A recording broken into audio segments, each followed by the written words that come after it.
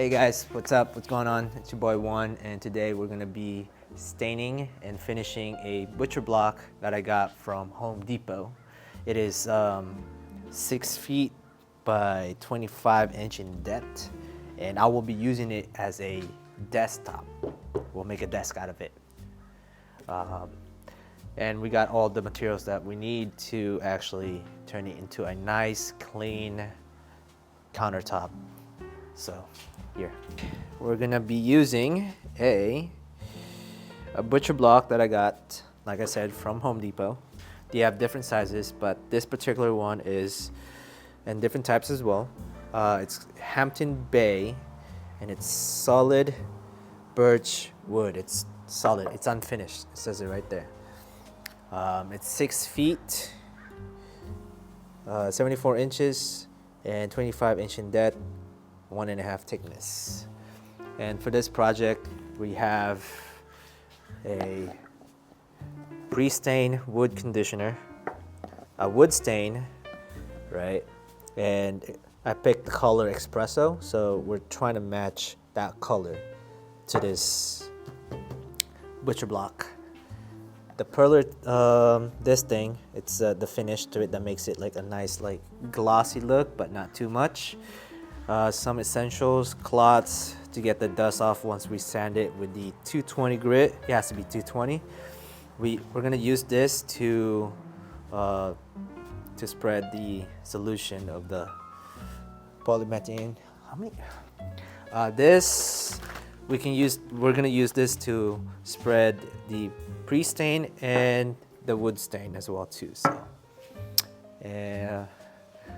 by the way, make sure, don't forget that this butcher block must be sealed or finished within 48 hours of opening. Oh, and I'm using the DJI wireless mic, and let me know how the audio sounds. So, we're gonna open this up. Wish me luck. Yep, no point of return, guys. This is truly a final purchase. I can't return it. We're gonna have to sand it down now. This is what it looks like unfinished. You can feel how like woody it is. It's just straight wood. It has some little bit of damage here, but yeah, we're just gonna use it for a desk. Oh, I forgot to mention that when you're sanding this, make sure that you're going along the grain of the wood, right? So basically like left to right. As you guys can see, the lines are just going left to right. Try to avoid going like kind of like a swirl, so that like when you apply all that stain and the coating and the preconditioning, everything just kind of like all in one smooth direction when it finishes or dries. Don't forget to do the side as well too. We're gonna do the top and the side. I don't know about the bottom yet. I'm kind of indecisive about that, but yeah, just make sure you go along the grain of the wood, and don't forget the sides. Remember guys, use a 220 grit and sand the wood along its grain for that nice equal finish touch. Okay, and let's get to it. So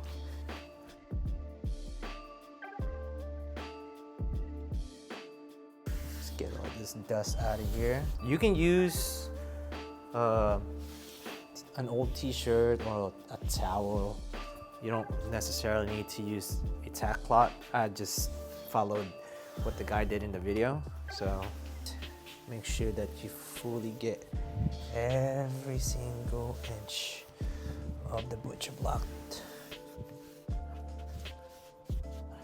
I don't think it was a great idea to wear black today for this video, huh? So, oh yeah, she's real smooth now. So the next step is to apply preconditioned stain using the staining pads. All right. Make sure you give a good shake on these, just in case, you know, mix it well. By the way, when you're doing this, make sure that you're somewhere that's ventilated, very well air ventilated, just for safety purposes. Get a staining pads, and we're gonna apply a very ample amount of the precondition to the surface of the butcher block. And then once we put a layer of it, we're gonna wait 2 to 5 minutes to dry out just a little bit, and then take off the excess. Just make sure to go along the grain.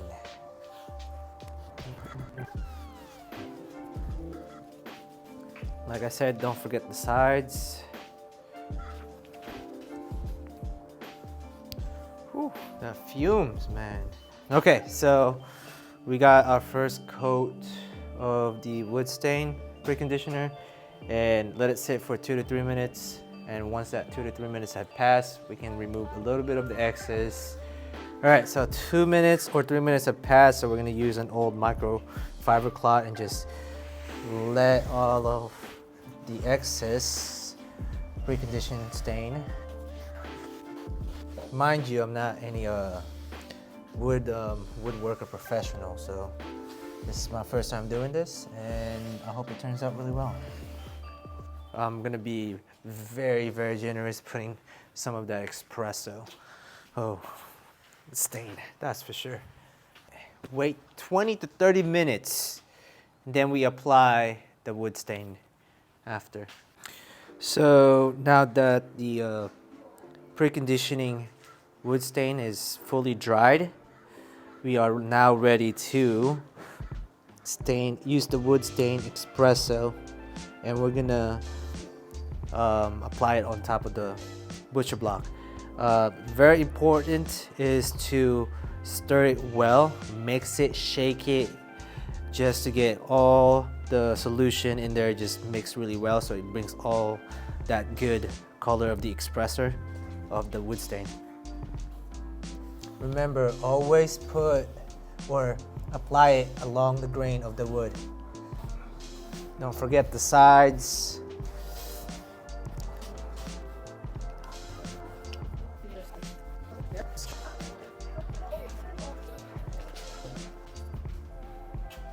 I just finished putting the first layer of the espresso wood stain, and this is what the wood looks like now. And now we just gotta wait about 2 hours, and then we're gonna apply another ample amount of espresso wood stain onto this table. So I forgot to film myself applying the second and third coat of wood stains to the butcher block. Essentially, it is just the same process as the first one. I forgot to tell you guys a few things. Once you apply your first coat, wait 2 to 3 minutes and let the wood stain sit on the butcher block. The reason being is that if you let it sit on the butcher block, the longer it sits there, the darker your wood would get. And then after you wait those times, you can just simply wipe off the excess off your butcher block so that you don't develop wet, tacky spots on your butcher block. And then once you apply that, wait 2 to 3 hours before applying the second coat or third coat, depending on how dark you want your block to be. And if you do develop some type of wetness or stickiness on your block, simply just add more stain on that area and simply just wipe off the excess from it, and it should dry evenly after that.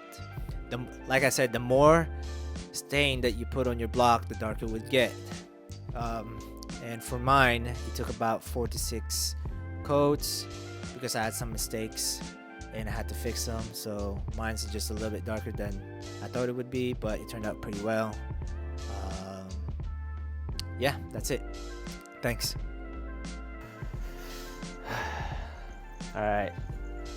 This is the top of the butcher block, and I already have 3 to 4 coats on top of it, and we're prepping it up, and it's ready for the final touch of it. Is putting this poly on it. This is the poly. It is a clear satin. That's what we're gonna have the finish on. What you're gonna do is mix this up really well, not shake it, and we're gonna apply it, the first coat on top of the butcher block.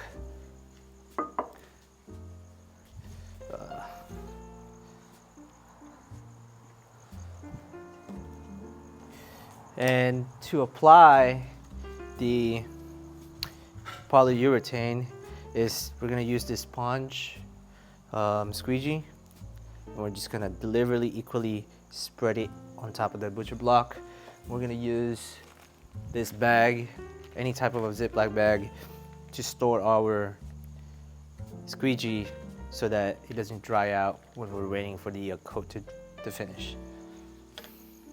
So once you open up the polyurethane, you're gonna see a consistency of a milk. You wanna use a stick or just to stir it up really well. In this case, I'm just gonna use 2 pairs of chopsticks, and we're just gonna stir that up. Don't shake it because it will create bubbles, as people would say. We're gonna stir this really well. And once we stir this really well, it's ready to be applied on top of the butcher block. Good.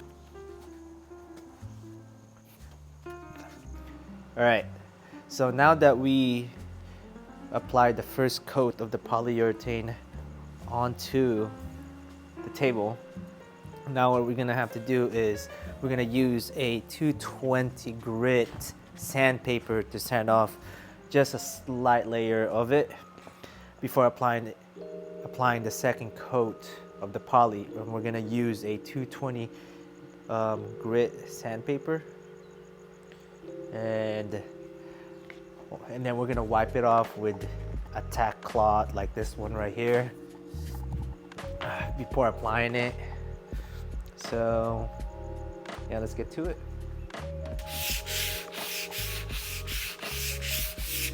And once you sand this, right, there's gonna be these white powders that's coming up, and that's fine. That's just the poly coming off from the table.